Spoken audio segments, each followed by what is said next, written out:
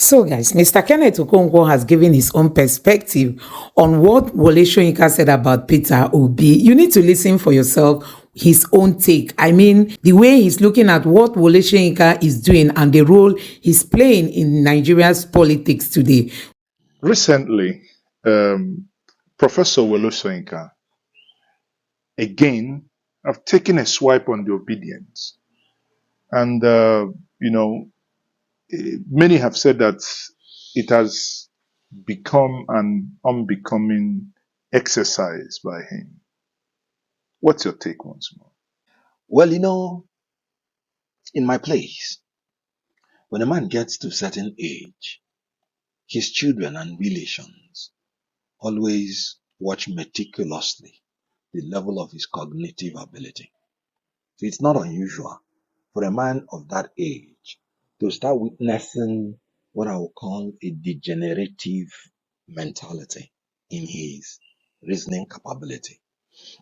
Not just that he said Peter Obi is not even worth leading Nigeria, but people were like considering the timing of his statements. A time when Nigerians are really suffering. People are going through a lot.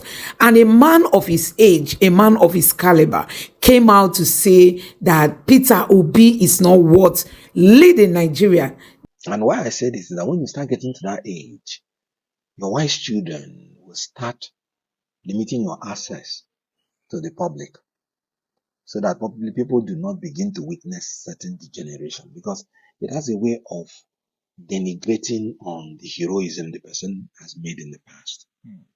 I find what he's saying of late a bit contradictory and illogical.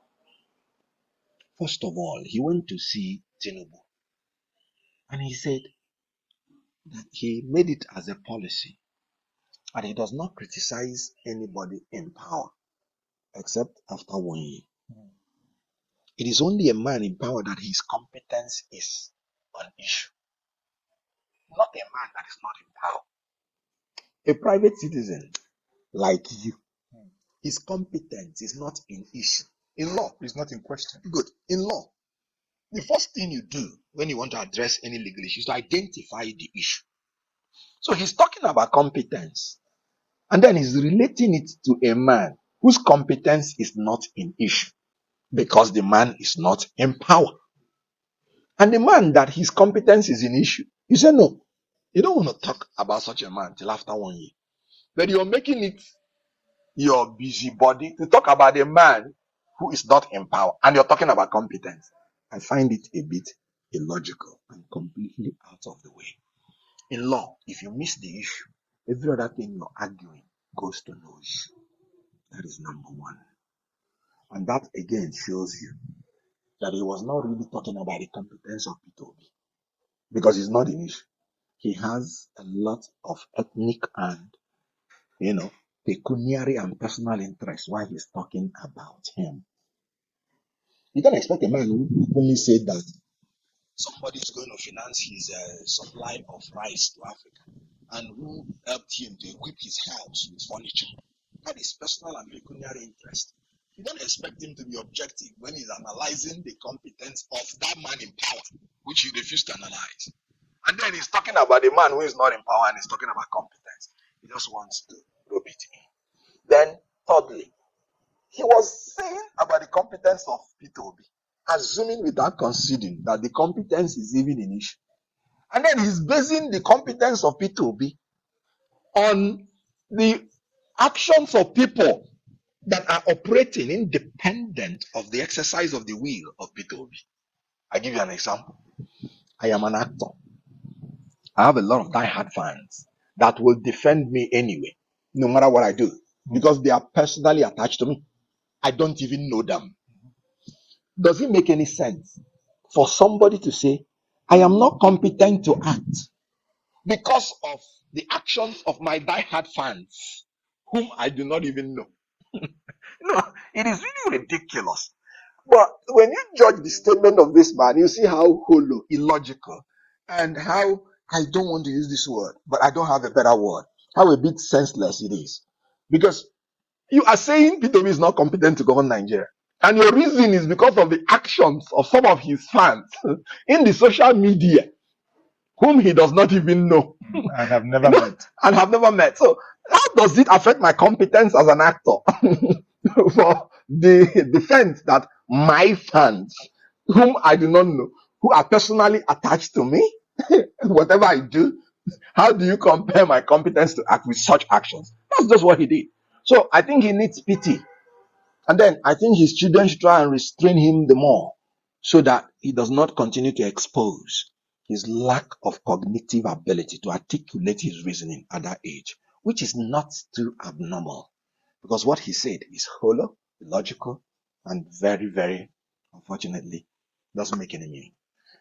Many, obviously, when I read the social media, I've seen where many insinuated that it could be a, you know, a strategy to distract and, consistently impugn on the person of Peter Obi, whom he has found time to keep attacking.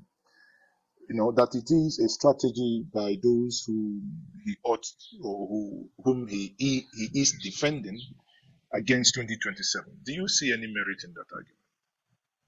I'd rather see a sorry state. I am rather disappointed. Wole Soyinka is not a politician. It is bad enough that a politician is talking about the next election within the 1 year of an incumbent. It's not even done anyway.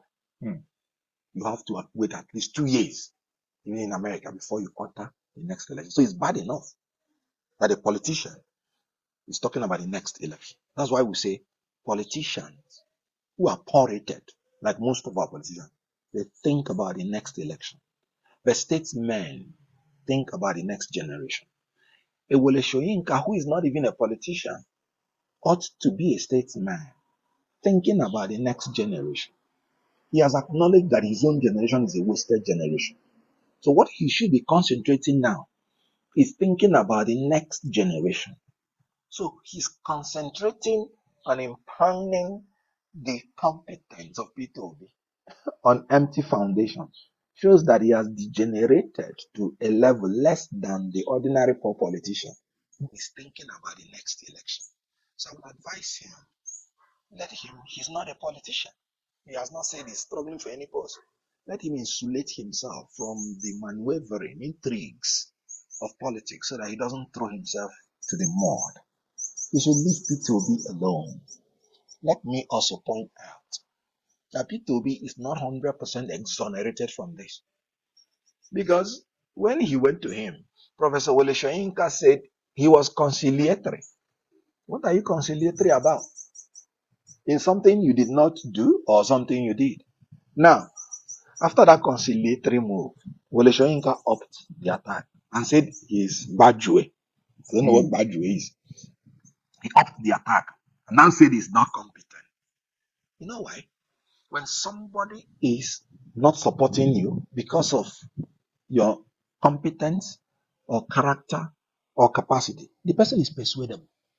When you convince the person that you actually have the competence, character, and capacity, he will start supporting you. But when somebody is not supporting you for ethnic, for pecuniary, for personal or religious reasons, he is not persuadable. There is nothing you can do that will ever make him to support you. So Obi should learn to know the people that he should go just to show respect to, which ordinarily wouldn't have been a bad idea. But when a man is not persuadable, because he does not accept your ethnicity, he does not accept your religion, or he has already had personal and pecuniary interest, then unfortunately, there is nothing you will ever do that will make him to accept you.